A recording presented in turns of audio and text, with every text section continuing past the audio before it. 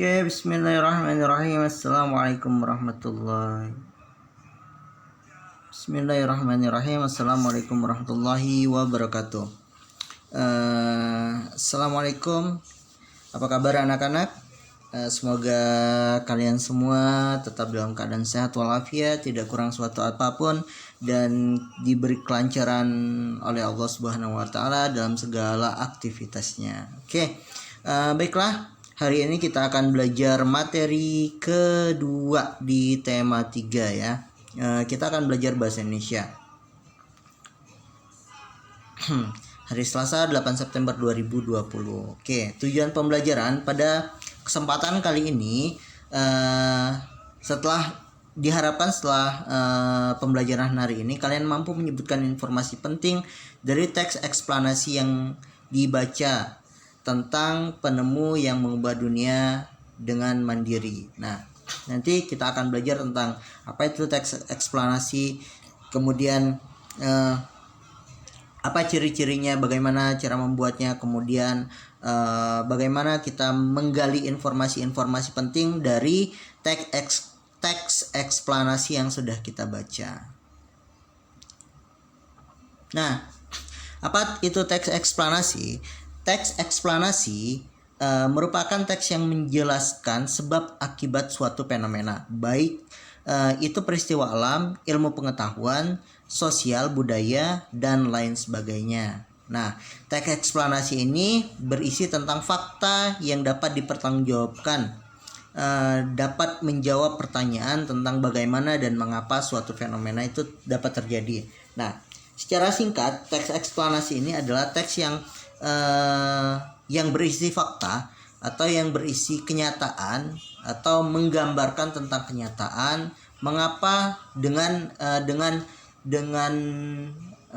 didasari dengan pertanyaan mengapa atau bagaimana. Bagaimana sih bumi ini dapat terjadi, tapi secara ilmiah dijelaskan dengan menggunakan teori-teori ilmiah atau sesuatu yang dapat dipertanggungjawabkan, bukan sifatnya fiksi atau mengarang bebas. Oke, sampai sini paham ya? Jadi eksplanasi adalah teks yang menggambarkan kenyataan, yang kenyataan tersebut dapat dipertanggungjawabkan. Oke. Nah, struktur atau bagian-bagian dari teks eksplanasi. Teks eksplanasi itu terdapat beberapa, nanti teks eksplanasi itu terdapat beberapa paragraf. Nah, teks eksplanasi, keseluruhan teks eksplanasi ini terbagi menjadi beberapa bagian. Nah, yang pertama itu adalah dibagi menjadi 3 bagian. Yang pertama adalah topik masalah. Teks eksplanasi ini berisi tentang topik masalah atau pernyataan umum atau pembukaan. Nanti dapat kalian buka di halaman. Oke, sambil dibuka halaman 27. Bapak akan menjelaskan itu. Nah, topik masalahnya, misalnya bagian topik masalah ini menjelaskan mengenai latar belakang atau tinjauan umum atau topik yang dapat berupa definisi, klarifikasi sejarah, dan asal-usul. Bagian dalam teks ini merupakan gambaran secara umum tentang apa, mengapa, dan bagaimana proses peristiwa itu terjadi. Oke, secara singkatnya, bagian topik masalah ini berisi tentang pernyataan umum atau membuka yang sifatnya masih umum, belum mengkerucut atau belum fokus pada satu bahasan. Jadi sekedar pengantar. Misalnya bumi ini diciptakan berpuluh-puluh juta, ribu tahun yang lalu dengan secara ilmiah ya, bukan teori keagamaan, tapi secara ilmiah. Oke, yang kedua itu deret penjelas atau isi dari teks tersebut. Kalau tadi gambaran umum, sekarang kita masuk ke isi. Apa itu? Pada bagian ini berisi perincian proses atau sebab terjadinya suatu fenomena yang juga mencakup akibat dan dampak yang ditimbulkan. Nah, ini bisa 1 paragraf, bisa 2 paragraf, bisa 3 paragraf, tergantung penjelasannya tentang apa. Kemudian menjelaskan hal yang perlu dijelaskan seberapa banyak. Ini tergantung. Tidak terpaku pada satu paragraf atau 2 paragraf atau 3 paragraf. Oke. Nah, yang terakhir itu adalah dalam teks eksplanasi itu ada namanya kesimpulan atau penutup. Nah, apa isinya? Pada bagian akhir teks terdapat tanggapan penulis dalam menyikapi fenomena berupa pernyataan reflektif yang bersifat umum. Jadi, pernyataan yang disampaikan oleh penulis, kesimpulan yang disampaikan oleh penulis, perspektif atau pendapat penulis. Nah, ini ada di kesimpulan. Jadi, kalau misalnya bagian pertama itu tentang secara umum, gambaran secara umum, kemudian direct penjelas itu atau isi itu menjelaskan tentang benda tersebut. Nah, benda tersebut sesuai kenyataan apa adanya, dan pada tahap kesimpulan, pada bagian kesimpulan ini pendapat pribadi penulis tentang topik yang disajikan oleh penulis. Oke. Nah, kemudian teks eksplanasi ini mempunyai ciri-ciri. Ada 5 ciri-ciri teks eksplanasi. Yang pertama bersifat ilmiah, kedua logis, ketiga bersifat objektif, keempat membahas suatu peristiwa, kelima bersifat informatif. Jadi ini adalah 5 ciri-ciri teks eksplanasi. Oke, kita bahas satu-satu. Yang pertama, teks eksplanasi bersifat ilmiah. Nah, apa yang dimaksud dengan sifat ilmiah? Fenomena yang dijelaskan dalam teks eksplanasi berdasarkan konteks atau berdasarkan kajian ilmiah, yaitu berupa fakta, apa adanya, realita atau kejadian yang nyata, teori dan penelitian. Nah, penjelasan tersebut bisa berupa sejarah atau klasifikasi atau pembagian kelompok tertentu berdasarkan jenisnya. Misalnya ternyata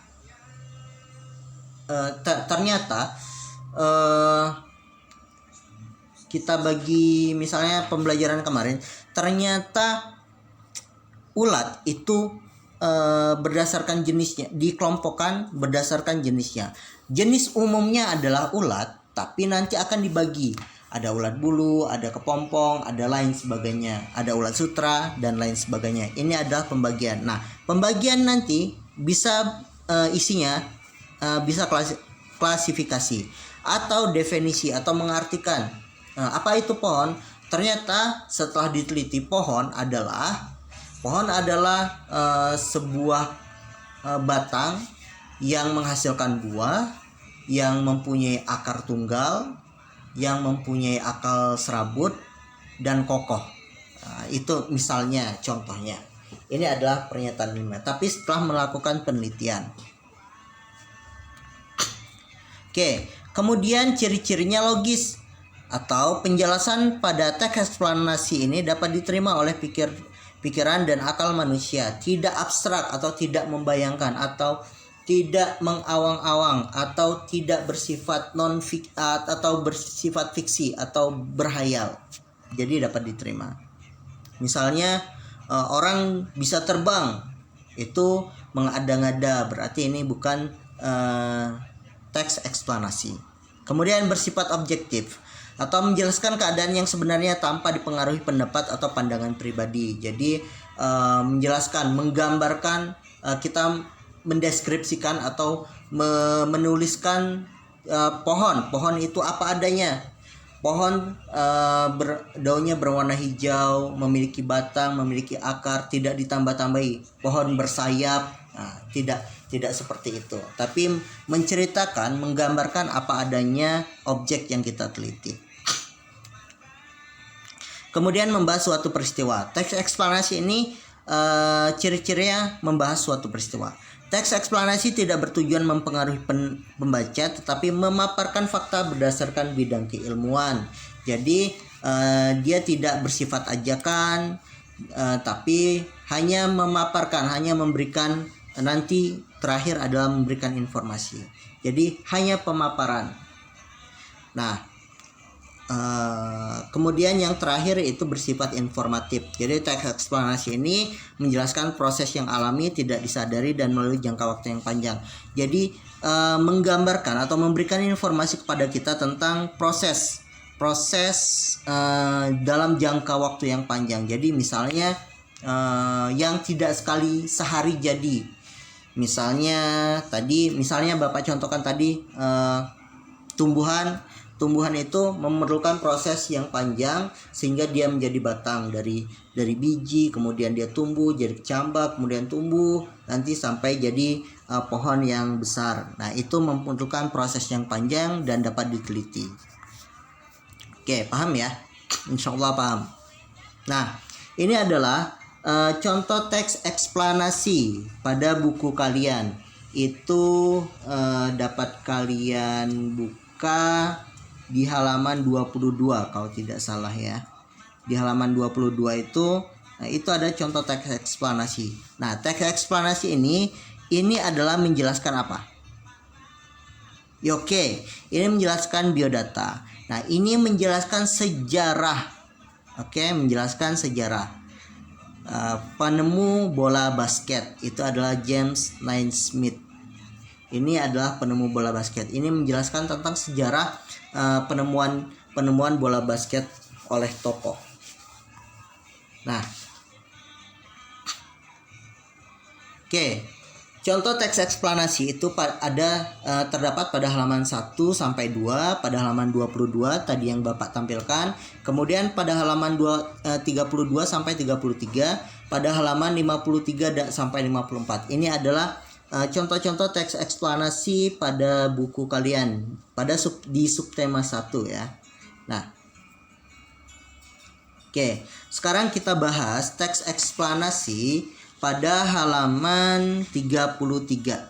Nah, di halaman 33 itu ada teks eksplanasi ya. Teks eksplanasi tentang topik masalah. Oke, di sana ada topik masalah, ada deret penjelas, kemudian ada kesimpulan. Kita bahas satu-satu.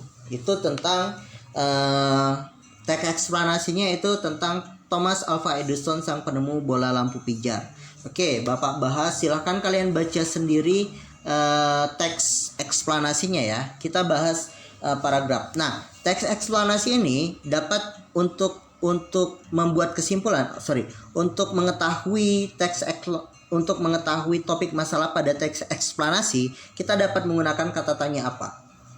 Apa yang dibahas pada paragraf atau teks di atas. Nah, kita dapat tahu dari pembahasan, menyimpulkan dari jawaban ini apa yang dibahas pada teks di atas. Teks di atas membahas tentang penemu bola lampu pijar yang mendunia. Oke, ini adalah pokok bahasan atau topik masalah yang disajikan oleh penulis pada teks eksplanasi yang kita baca.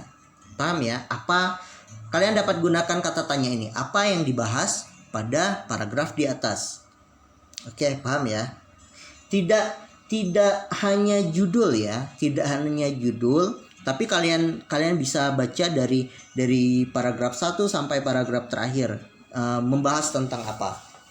Nah, pada halaman ini atau pada kesempatan ini ternyata teks eksplanasi ini topiknya adalah penemu bola lampu pijar yang mendunia. Oke, yang kedua, derek penjelas.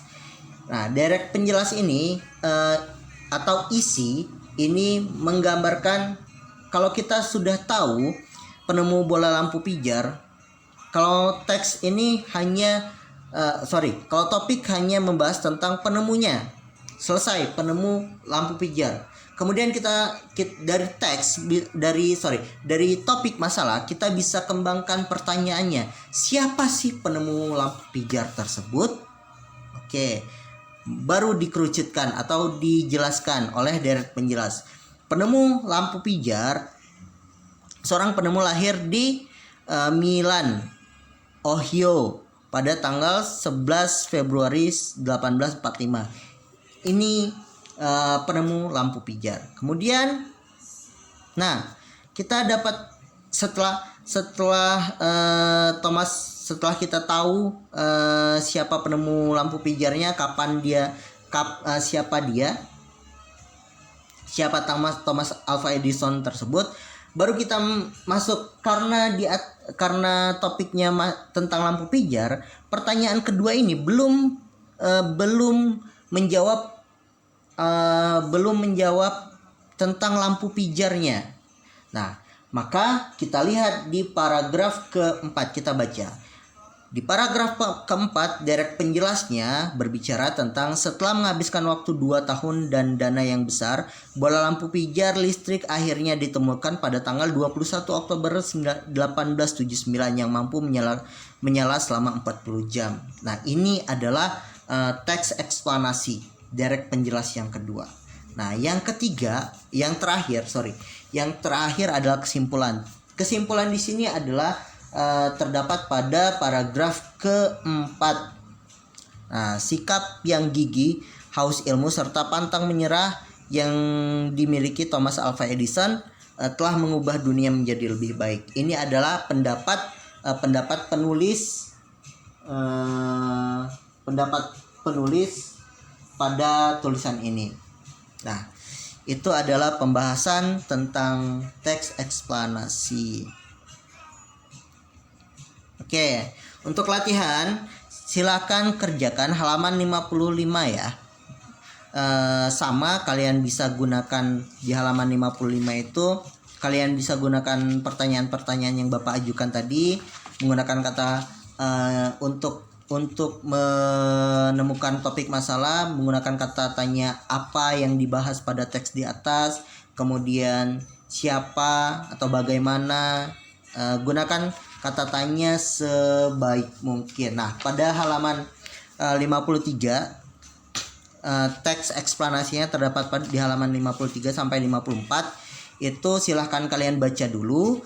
Itu tentang roda ya, roda. Kemudian di sana ada